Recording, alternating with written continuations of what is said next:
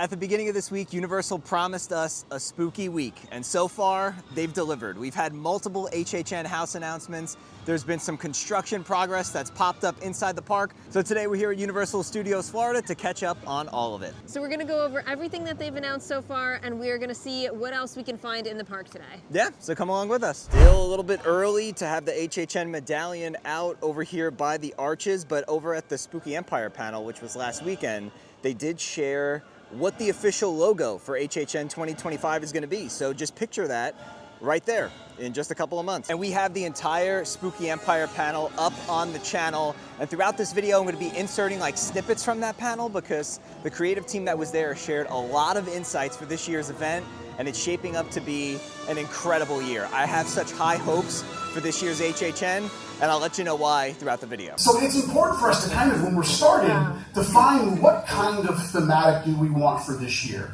Gothic textures come to mind.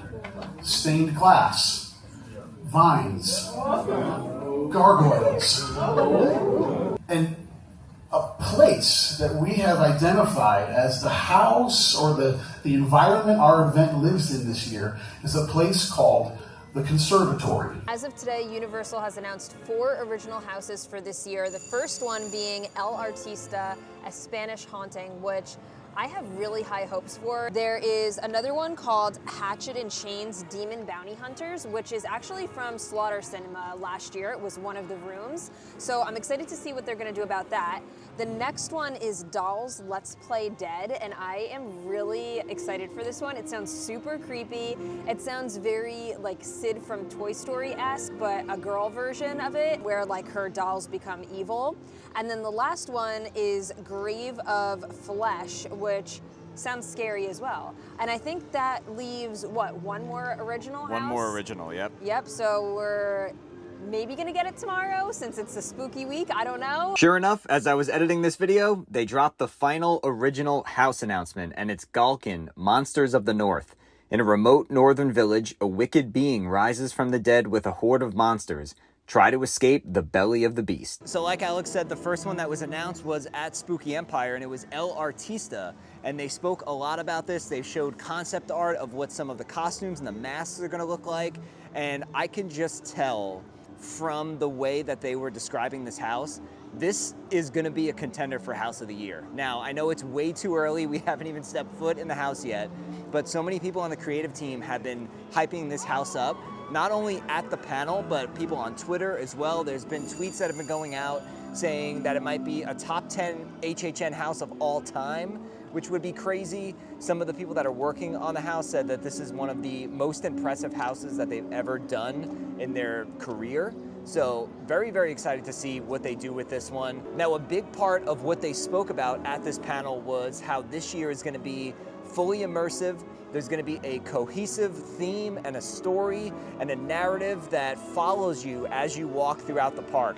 If you've been to HHN over the last couple of years, you know it's been a fun event, it always is, but really aside from Oddfellow, it lacked that cohesive storytelling, and it sounds like we're gonna get that back this year, so I'm very excited. We really, this year, more than ever, really wanted to fully immerse you as our guests in this overall thematic. So as soon as you cross through those turnstiles, you are going to be hit with those gothic tones and textures. You are going to make your way towards the Music Plaza stage, and that tone and texture, and maybe the characters that surround you, the scenic elements, everything is going to carry that theme all the way through your journey. If you chose to take that right down Hollywood Boulevard, that theme is still there in a different way, but still taking on those tones, textures, environments, stained glass, still within that conservatory wall. And as we break through and go towards other areas of the park, you are going to feel those same textural tones in our lighting elements all around the park. This year, our word of the year is immersive. We are immersing you in Horror Nights everywhere you go. Now, as far as like construction updates go, we're gonna start over here in Hollywood. There's no like trusses or anything out just yet, but there's a ton of lighting that they've added to the rooftops. Across the way, above the Brown Derby Hat Shop and Schwab's Pharmacy, there's more lights that are lining the rooftops. Above the Five and Dime as well. So basically, everywhere you go, they're adding lights. And I think this is really gonna add to the immersion factor of this year. They always put lights on these buildings, and it might sound silly to get excited about things like this, but they've added more and more as the day's gone on. So I really think the scare zones are gonna look awesome this year. I don't think there's anything new inside the Five and Dime, but I'm curious if they've restocked anything. So we're gonna pop in and see if they did. Obviously nothing new. They haven't announced a new IP since Jason, but a couple of things are gone. They don't have any more of the stained glass, like plastic frames. They used to have a few at the register. Those are long gone. The Jason shirts are also not here anymore. They've been replaced with the Fallout shirts. Over here on the backside too, they just have the Jason mugs, and then they have the Fallout shirts. And they still have some of the Ghoul, like little icons that go on the stained glass frame, but they don't have any more of the frame. We actually just finished Fallout, the TV show, a few nights ago. Neither of us have ever played the video game, so we're not familiar with that, but I actually really liked the show. There were some gory parts that I had to close my eyes on, but overall it was a really good show. I'm interested to see how they're gonna make it into a house. There are definitely like creepy, like scary parts, but we talked about this in our live stream. The setting is during the daytime when it's like bright outside most of the time, except for like some of the like vaults that is like dark and scary, but I don't know how they're gonna like relay that into a house when mostly like HHN houses are dark.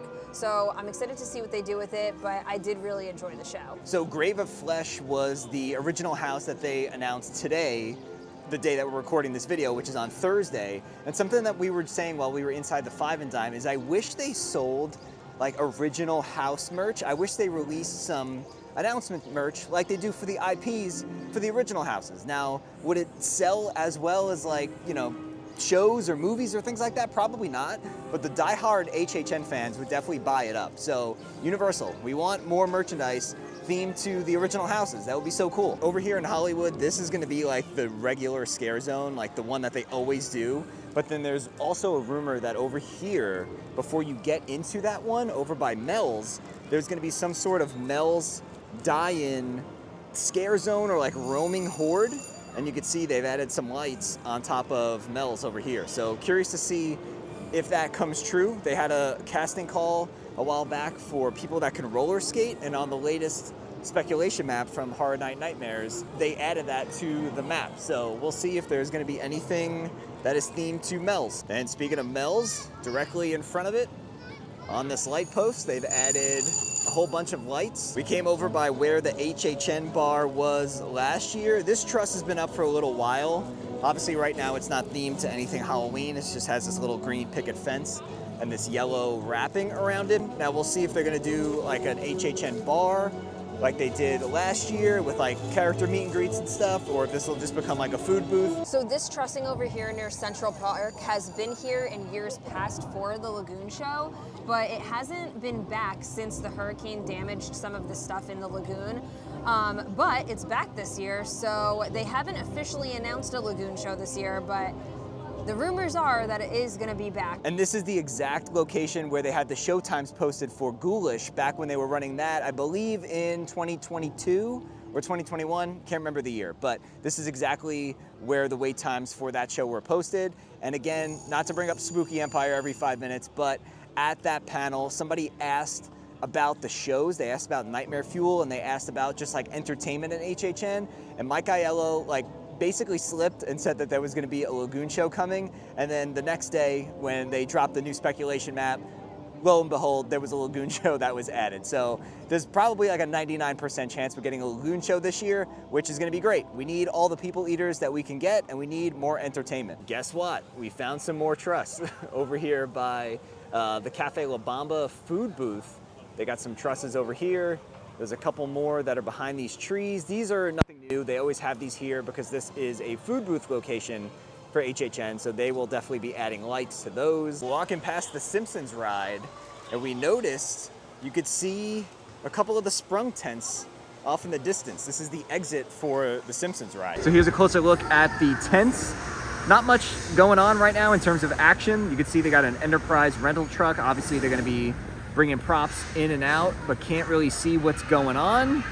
See a couple of pieces of truss that are set up over there, and then you can see the other two tents off in the distance. But rest assured, they are moving and grooving inside of those houses right now. By the way, they have the Springfield Bridge closed off right now. It's walled off, you can't go over.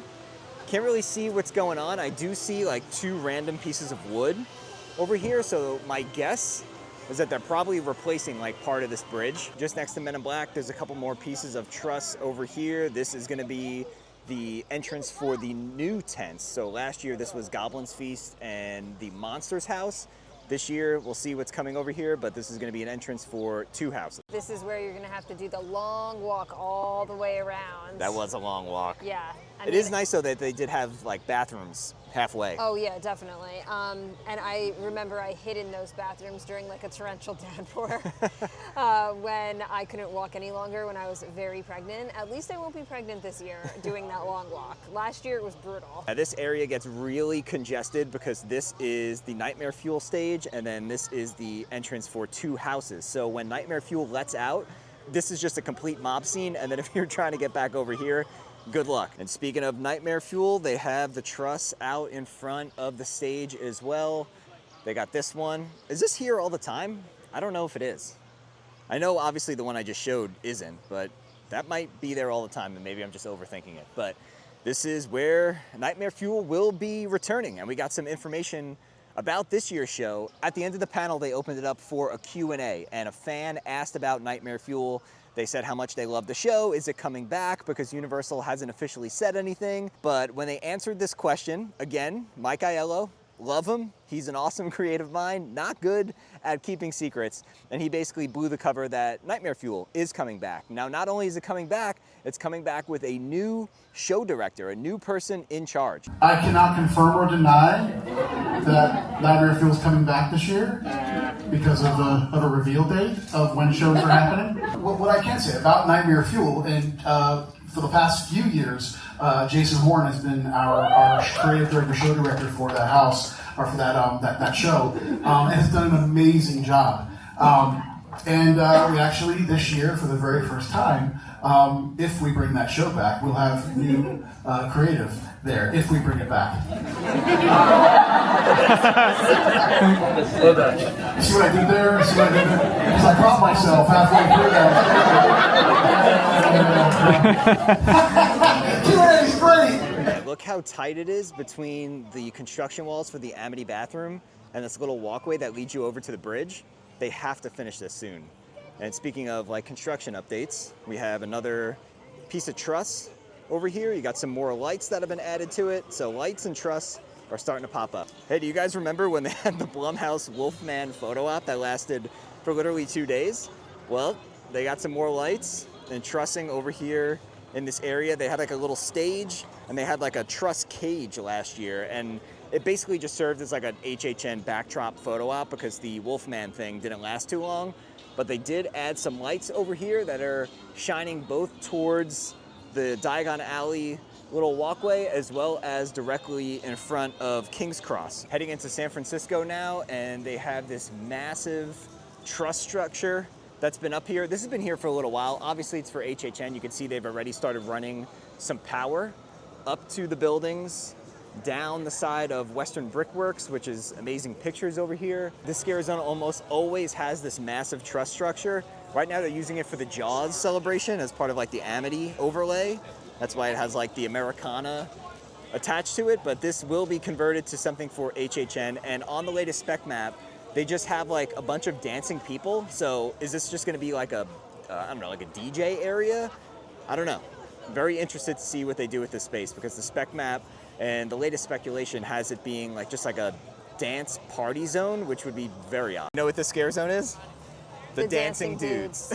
Yeah, we said this in the live stream as well, but when they did the, what was it, with the witches? Oh, like the Coven one? I forget the exact name. The Coven like scare zone a few years ago, that one was really good. Last year, it was almost just like a Blumhouse like photo op with the characters, which was like cool to see the characters, but I hope that it's an actual scare zone this year. We stopped in the candy factory over here because this is where they have all the Jaws stuff. Look at this amazing new shirt. This is the Skipper shirt from the Jaws attraction that used to be here back in the day. This is amazing that they're selling this. Amity Boat Tours, Universal Studios Florida, established 1990. There's one large left, so I think I'm gonna get it. But other than that, it is mostly extra smalls and 3X. So if you're looking for this shirt, they have it on the rack over here at the candy factory. Mostly small and big sizes right now, but I'm sure they'll restock. Came over by Fast and the Furious, and directly across from that entrance, they have some lights. Those lights are actually testing right now. And welcome to New York. We haven't gotten what the scare zones officially are gonna be yet, but this is rumored to be like some mafia-related scare zone. So I'm interested to see if it comes to fruition, but there's a lot of lights out and about here. So over here in New York is where the HHN tribute store is going to be this year.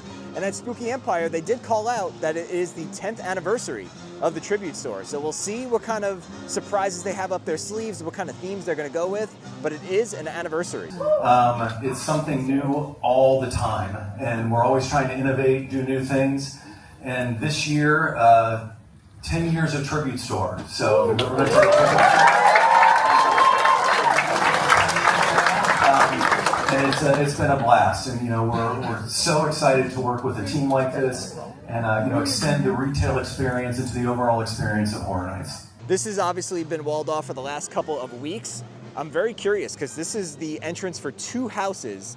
You kind of come in here and then you follow the path back over there. You make a left in front of the New York Public Library. So like, will this be done by HHN? I'm assuming this is Rip Ride Rocket related construction. So like, I think the flow of traffic for some of these houses this year is gonna be a little different than what we had in years past because there's no room over here. They can't like do a house entrance over here. It would be just insane. So there might be like one spot where you go in and access multiple houses. That's my only guess. Now there was a lot of talk about, are we gonna have an official icon like we've had in years past with Jack or Chance or Eddie or something like that? They didn't say that there's an official icon, but they did leave it up to interpretation. So El Artista, a Spanish haunting, is the story of an artist named Sergio Navarro. And at the Spooky Empire panel, they talked about Sergio and how his influences are gonna be felt throughout the entire event. They wouldn't go as far to label him an icon, but they said that's up for interpretation. The icon word is a heavy word, especially for this room. It's a heavy word because it means a lot of things. Here's what I can say about Sergio Navarro. He is a central character to our story this year. I'm not going to throw out the word icon because that is a word that you all can place on that character if you choose to, or if you choose not to. What I will say is we've identified this character as a way to tell our story this year. His influence is in the event in some capacity. What I can say with this particular story and this particular character is there is a beginning, middle, and end to this story. And it resides within El Artista. How that permeates the rest of the event is a discovery that you can take on yourself and decide for yourself how you feel about Sergio Navarro. I think he's probably going to be as close to an icon as you can possibly get, but they're leaving it in the hands of the fans to call him an icon or not. But his story and those like gothic textures and art and stained glass and all that, that's gonna be the overarching theme for HHN 34. So we came over by Minions and I'm noticing lights over here above VillainCon. I have to go back and look at like past videos.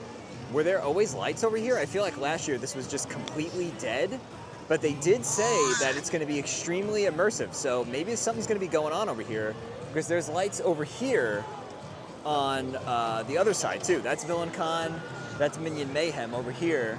We got lights, there's some more. Really interesting. I don't know all the specifics as to like why they can't have that scare zone go deeper over there. I think it has something to do with like DreamWorks and like obviously you have Minions IP over there. They don't want like scary stuff next to Minions because that's for kids. That's like the word on the street. I don't know if that's like an official thing or not. So we'll find out. It might not be much so far, it might just be trusses and lights, but it's something. Yeah. So I am excited. This week has been awesome. We've gotten so many announcements. We have another one probably coming tomorrow, which is the day you're watching this video, so you'll know by the time you're watching it. But I'm excited. It is HHN season. Yes, and every time we come back, we're gonna look and see anything else that they added. This is like my favorite time of year where you start seeing the props like pop up within the park and you kind of try and guess like what it entails and what it relates to in the scare zones.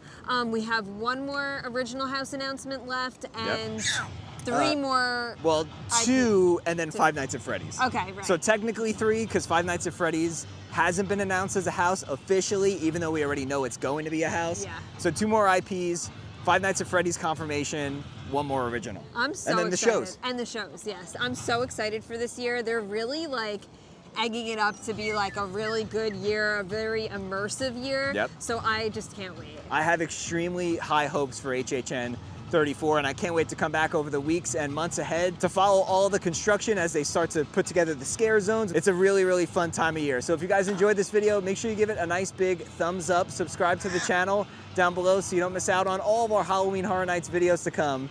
And with that being said, we'll see you guys real soon.